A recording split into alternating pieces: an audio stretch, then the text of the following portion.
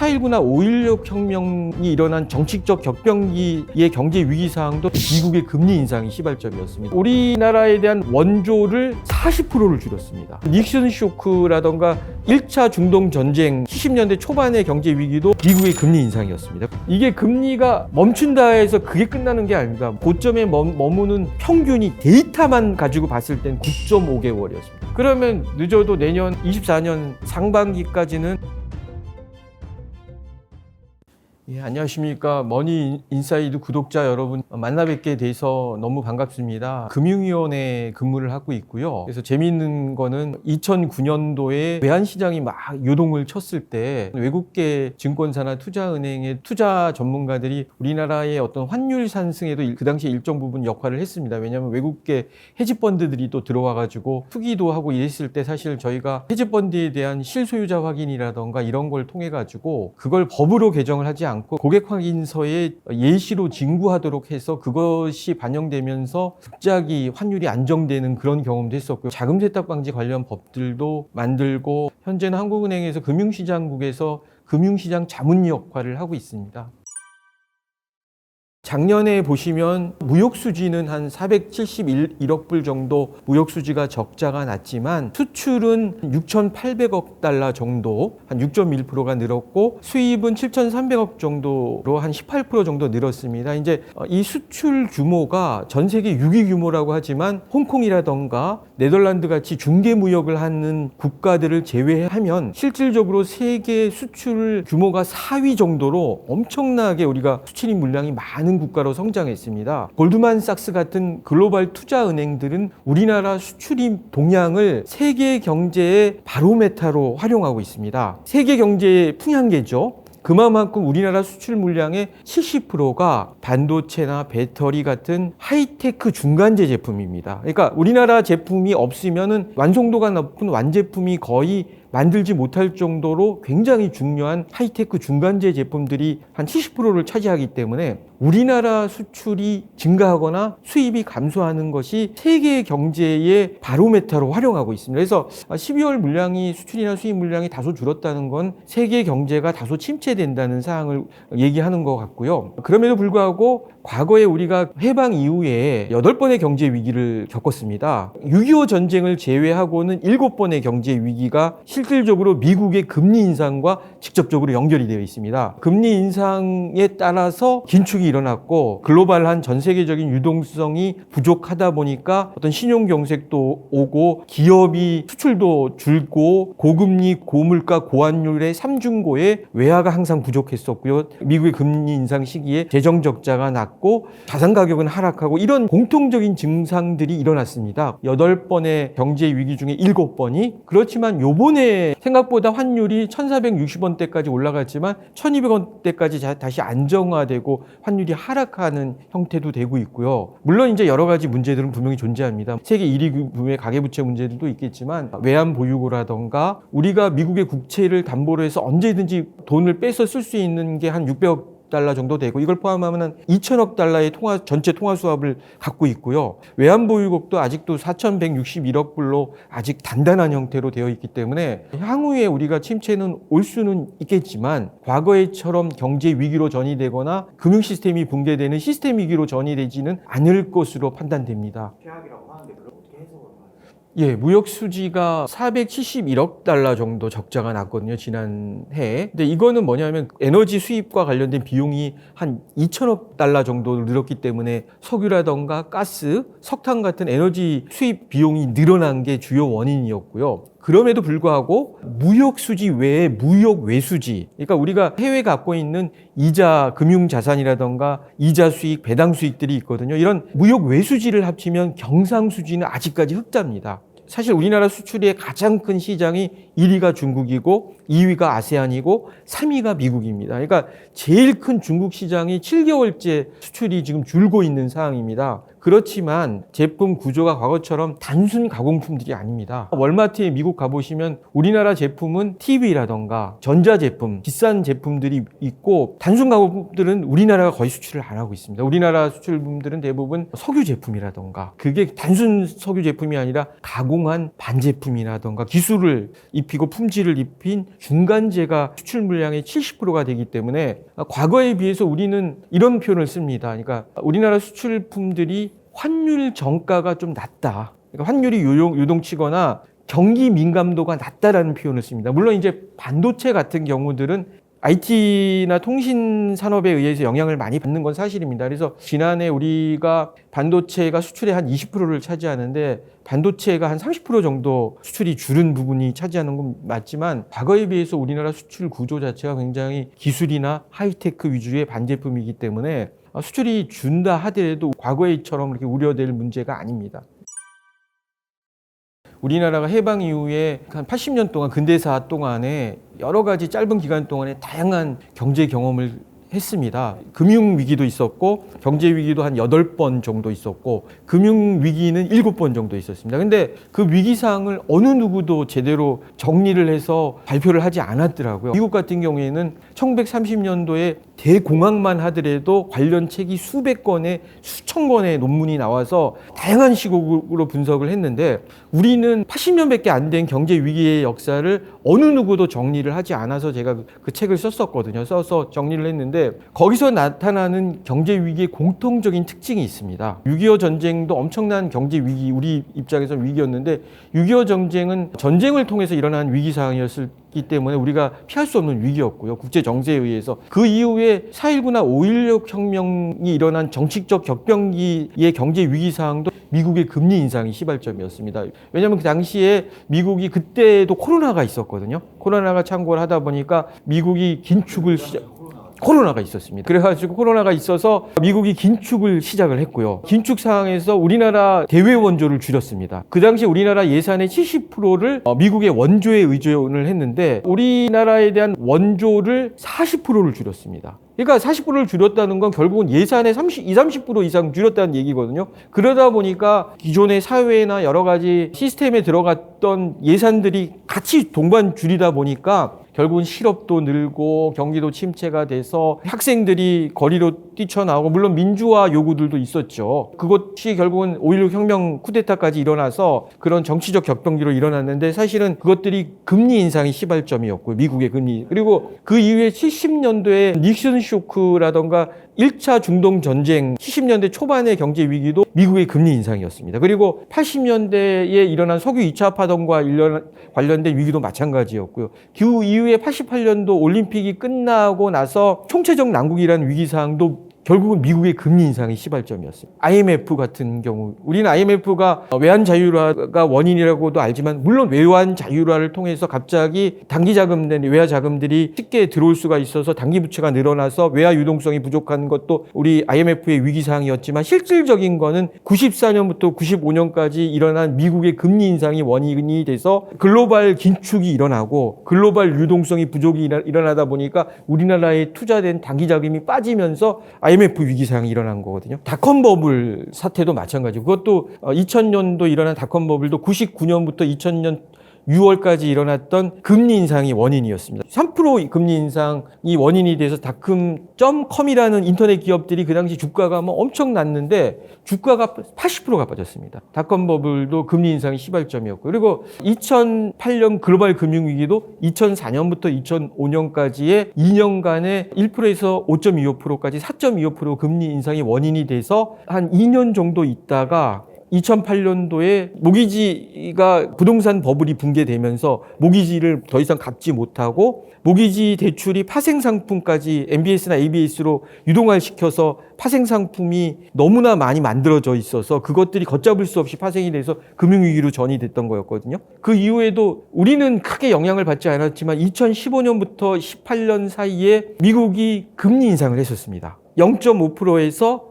2.25%까지 1.75%. 왜 했냐면 그때는 물가가 그렇게 높지는 않았습니다. 2015년에 1.9%까지 올라갔는데 3차에 걸쳐서 거의 양적 완화를 무제한 양적을 완화를 하다 보니까 너무 돈이 많이 풀려서 선제적으로 금리 인상을 한 적도 있습니다. 그래서 15년부터 2018년까지 0.5%에서 2.25%까지 1.75% 기준금리 인상을 했는데 우리나라는 쉽게 지나갔죠. 근데 그게 원인이 돼서 중국의 부채 위기가 폭발을 한 겁니다. 그래서 금리를 불과 1.7% 올리자 중국의 지방정부의 부채 문제라든가 중국의 부동산 버블이 붕괴되면서 중국이 상당히 경제 위기 상황을 겪었거든요. 2015년도에 4조 달러 정도 됐던 외환 보유고가 중국의 부채 위기를 막기 위해서 8천억 달러를 썼습니다. 그 이후에 지금의 위기상도 작년 3월부터 12월까지 벌써 4.25%를 올린 거죠.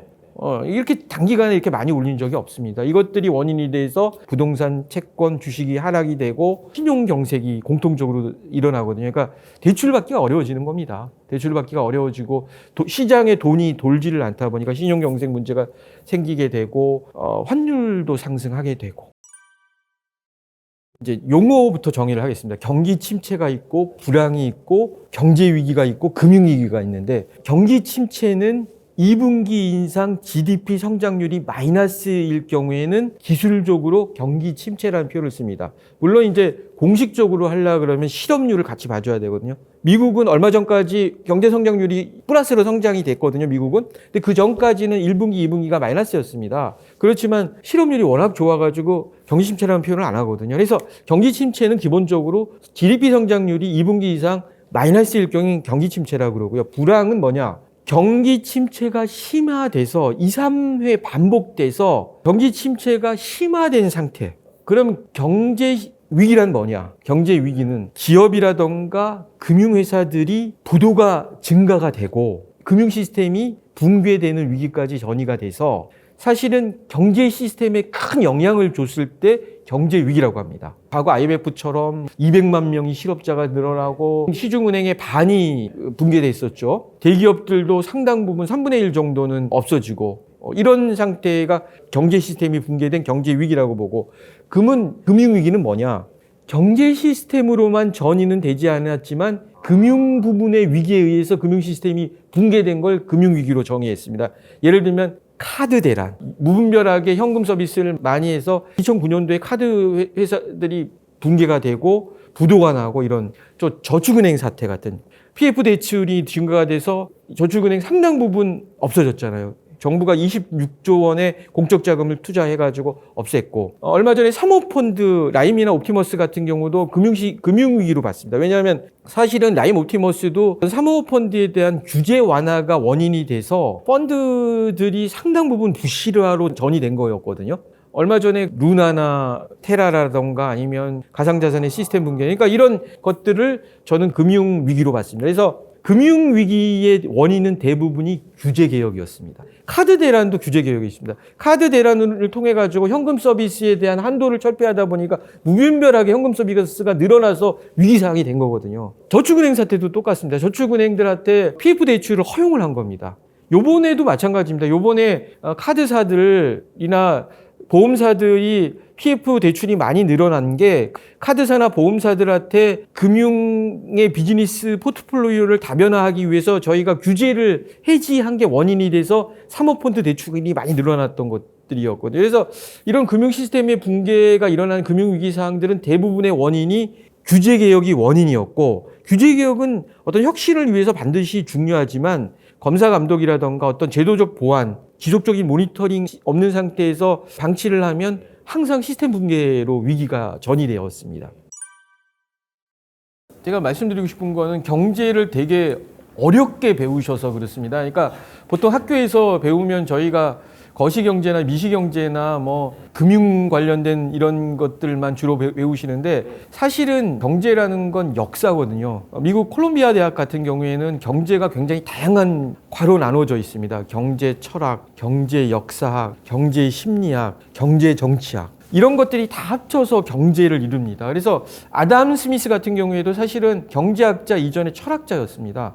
경제 이론의 발전도 아담 스미스의 보이지 않는 손이 뭐 성경에서 나왔다는 얘기도 있는데 그게 아니고 중용 사상입니다. 우리가 유교 사상에서 보시면 항상 밝은 마음으로 중용 상태에서 세상을 이렇게 돌아보면서 중립적인 입장에서 객관적으로 어떤 사물을 판단하는 게 우리 조선시대 선비들의 역할이었잖아요. 특히 이제 독일 같은 경우에는 칸트의 스승인 볼프라고 하거든요. 볼프가 서양 철학의 근대 철학의 아버지입니다. 그 볼프가 철저하게 중국의 유교의 맹신자였습니다. 그 왜 서양이 동양의 유교 사상에 빠지냐 하면 당시에 예수의 선교회가 종교 선교를 위해서 동양에 파견 나와 있었습니다. 이 1600년대부터. 임진왜란 때도 보시면 그 선교사들이 그 당시에 유럽을 대표하는 철학자면서 과학자들이었습니다. 그분들이. 그래서 똑똑한 분이 이 종교를 설교를 하셔야 되고 전파를 해야 되기 때문에 그분들이 오셨는데 와봤더니 과거에 이제 봉건 시대부터 신내에 의해서 독립이 서서히 이제 출발을 하려고 하는데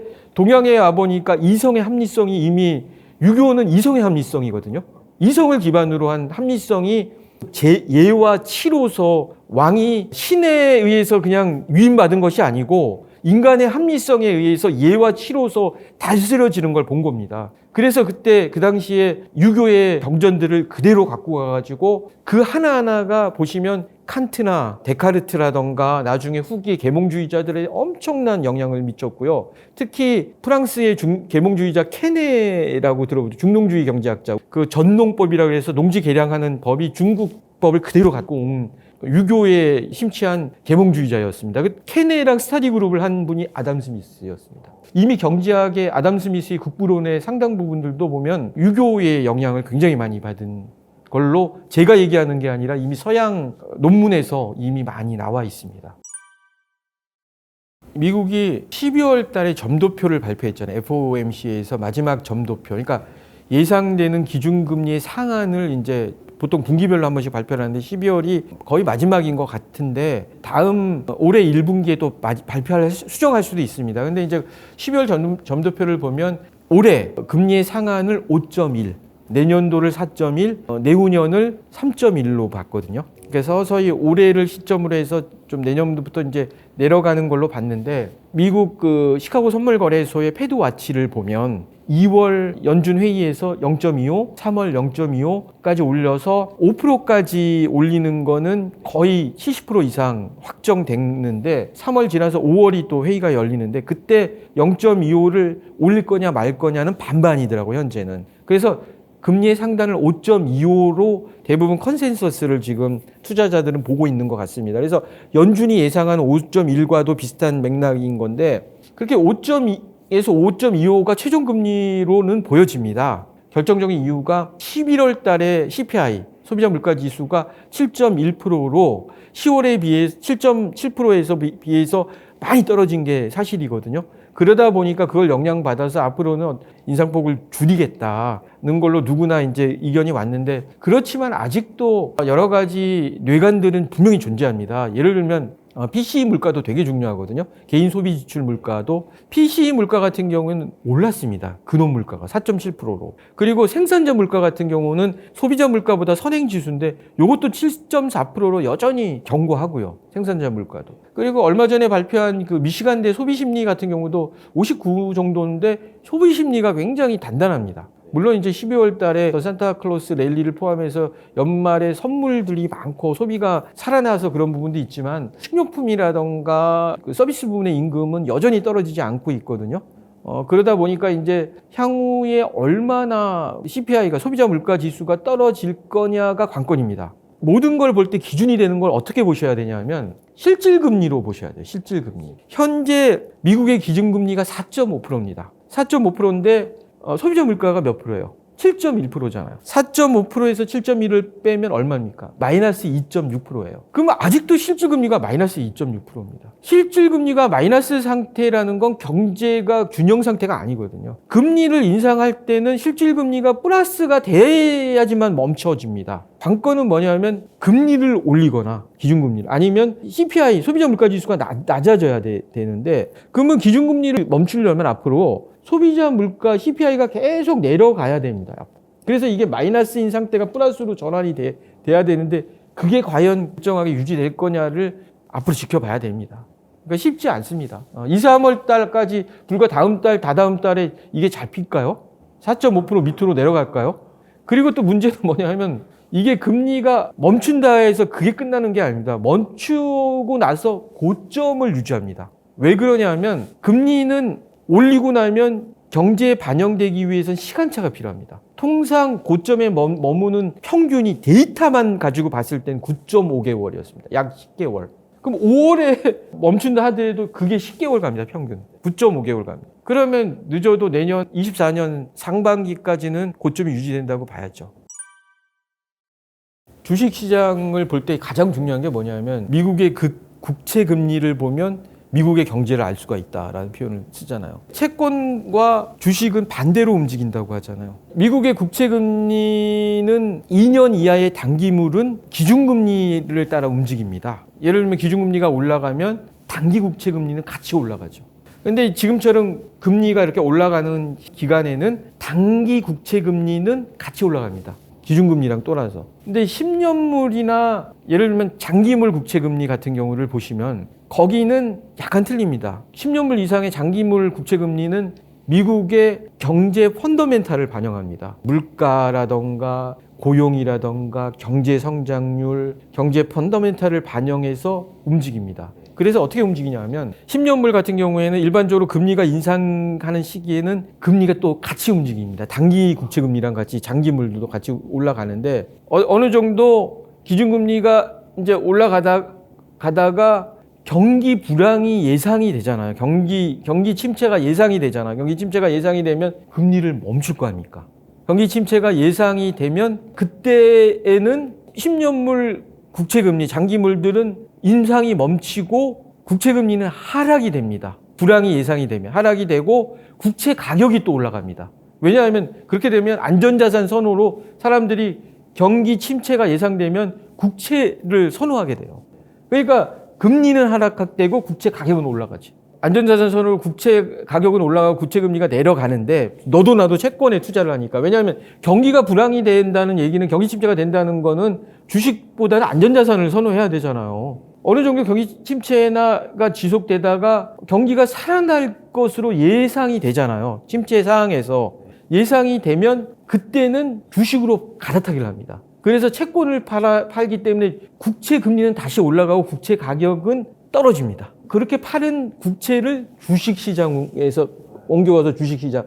그러니까 선제적으로 투자한다고 하더라도 결국은 경기 침체가 와서 바로 주식시장이 올라가는 게 아니고 경기 침체가 온 상태에서 어느 정도 경기가 회복된다는 시그널이 있어야지 주식이 올라가는 거지. 침체가 온다고 바로 그냥 사는 거는 변동성 때문에 리스크를 동반할 수밖에 없습니다.